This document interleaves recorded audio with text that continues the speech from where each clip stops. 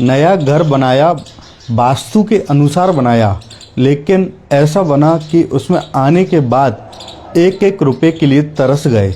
जी हाँ, मैं इस घर का जब वास्तु विजिट करने के लिए हरदा टिमरनी में आया, तब ज्ञात हुआ कि जब आर्किटेक्ट से नक्शा बनवा रहे थे, तब आर्किटेक्ट से 100 बार बोला था कि हमको अपना पूरा घर वास्तु के अनुसार बनाना है। उन्होंने हर बार यही बोला कि आपका घर पूरा वास्तु के अनुसार ही बन रहा है। अब मैं आर्किटेक्ट को भी इसमें क्या दोष दूं?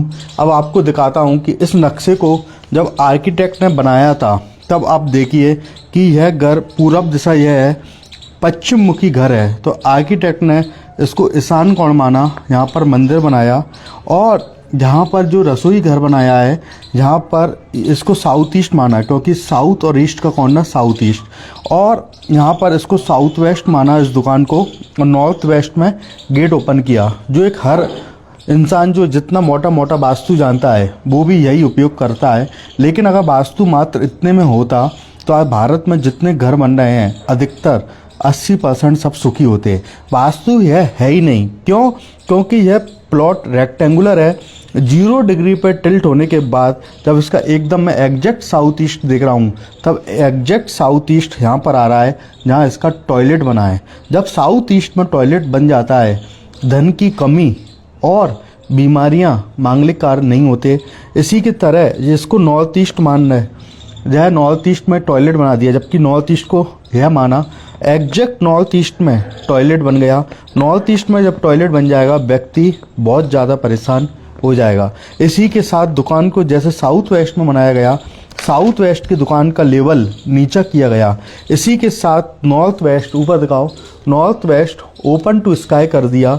जब नॉर्थ वेस्ट को ओपन टू स्काई कर दोगे, जीवन में कर्ज बढ़ता जाएगा।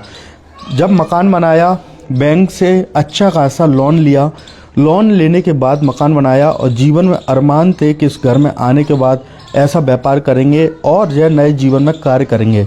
लेकिन वह अरमान तो छोड़ो, लोन की EMI किस्त भरने तक के पैसे इस घर में नहीं बचे, क्योंकि इनने काफ़ी लोगों से इसमें पूजा पाठ कराई, जिसने जैसे उपाय बताए वैसे उपाय किए, लेकिन फिर भी किसी भी प्रकार के जीवन में 1% भी आराम नहीं मिल रहा।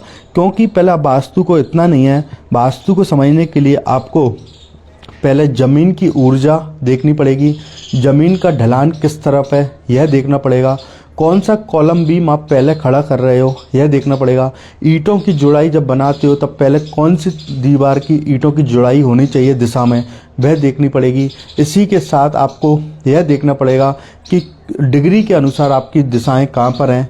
उसके बाद आपको यह देखना पड़ेगा कि किस तरफ आप ढलान कर रहे हो, किस तरफ अंडरग्राउंड टैंक, ओवरहेड टैंक रख रहे हो, और इसके साथ आपके कलर, फ्रंट एलिवेशन, इसी के साथ आपके वहाँ पर किस प्रकार की टाइल्स यूज कर रहे हो, ग्रेनाइट का उपयोग कर रहे हो, किस कलर के कर्टन्स उपयोग कर रहे हो, यह सब चीज़ का अपना प्रॉपर महत्व होता है। अकेला यह ईशान, अग्नि, नैऋत्य, वायव्य मानकर वास्तु करने से कोई वास्तु नहीं होती। इससे अच्छा तो आप वास्तु न करें तो सही है। कम से कम आपके दिमाग में जो आधा भूत भरा पड़ा है कि हमारा घर वास्तु से बना है, तब सच्चाई आपके सामने भी ऐसी ही निकलेगी। इसलिए यह तो बिना डिग्री घुमा हुआ था, तब यह स्थिति है। अगर यह दिशाओं डिग्री और घूम जाती तो और स्थिति विकराल रूप धारण कर सकती थी। इसलिए हम सभी को जीवन में इस प्रकार की गलती करने से बचना चाहिए।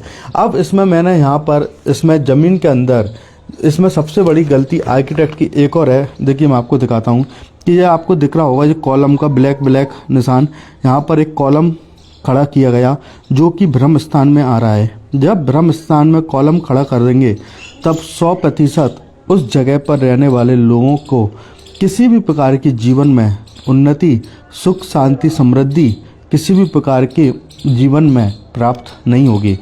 और इतनी बड़ी गलतियां, और पूरा घर बनाया कि आर्किटेक्ट से बनाया, आप भी इसको यही मानोगे, या अग्निकोण हो गया क्योंकि पूरब दक्षिण का कोण, या ईशान कोण हो गया, या नैऋत्य कोण हो गया, या वायव्य कोण हो गया, और साउथ वेस्ट में सीढ़ी बन गई। तो इसमें एक जनरल अगर मोटा मोटा देखा जाए तो आपको कोई भी वास्तु की इसमें कमी नहीं दिखेगी। जबकि वास्तु ऐसा अगर होता तो बहुत कुछ बदल गया होता। इसलिए हम अपने जीवन में काफ़ी लंबे समय से परेशान रहते हैं, जीवन में उन्नति ही नहीं दिखती, जीवन में किसी भी प्रकार का संघर्ष ही संघर्ष नजर आता है। जैसे कि यहाँ पर ईएमआई की किस्त न चुका पाना, इसी के साथ यहाँ पर मानसिक पीड़ा होना, बीमारियाँ बनी रहना और धन की वृद्धि ना हो पाना, संबंध खराब होना इसका मुख्य कारण है। जब जिस घर का साउथ वेस्ट जोन डिस्टर्बेंस होता है वहाँ रिलेशंस खराब होते हैं, मतलब उस जमीन का एक ऐसा प्रभाव होता है कि वहाँ पर कोई व्यक्ति किसी कार्य के लिए आएगा, लेकिन उस जगह पर एक ऐसा उच्चाटन होगा कि व्यक्ति के आपसी संबंध अपने आप खराब हो जाएंगे। यह जो सब होता है एक जगह का प्रभाव होता है।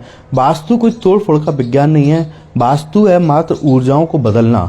जिस भूमि पर आप खड़े हैं अगर वहाँ की एनर्जी सकारात्मक है तो आपके दिमाग में एक सकारात्मक विचार होंगे, अगर वहाँ की ऊर्जा नकारात्मक है तो निश्चित रूप से वहाँ पर आप कोई भी कार्य करेंगे, चाहे भले आपका घर दिशाओं से भी बना हो, तब भी वहाँ आपके दिमाग में नकारात्मक विचार होंगे। विचारों को बदलने का नाम वास्तु है, ना कि तोड़ फोड़ का विज्ञान। जहाँ ऊर्जा अच्छी होती है वहाँ वास्तु भी इम्बैलेंस हो तो भी वहाँ पर माल बिकता है। जहाँ ऊर्जा डिस्टर्बेंस होती है वहाँ वास्तु भी कितना परफेक्ट हो वहाँ बोनी तक नहीं होती है। इसलिए हमको जो चीज़ जीवन में ध्यान रखना चाहिए कि अपने घर, दुकान, व्यापार, गोदाम इनको प्रॉपर वास्तु की ऊर्जाओं से बैलेंस करना चाहिए। ऐसी न जाने कितनी शोषित भूमि, जिसको बोलते हैं श्रापित भूमि, जिन पर श्रापित भूमि पर घर व्यक्ति बना लेता है, ऐसे गंभीर दोष पैदा कर लेता है, इससे जीवन में परेशानी आती है। आज जैसे मैं इस घर में आया हुआ हूँ, यहाँ पर काफ़ी ऐसे उपाय बताए हैं कि जिससे जीवन में बहुत कम समय में सकारात्मक परिवर्तन देखने को मिलेगा। जिस विश्वास से हरदा टिमरनी वास्तु विजिट के लिए आया हूँ उसके लिए धन्यवाद और सभी मित्रों का धन्यवाद। जय जिन।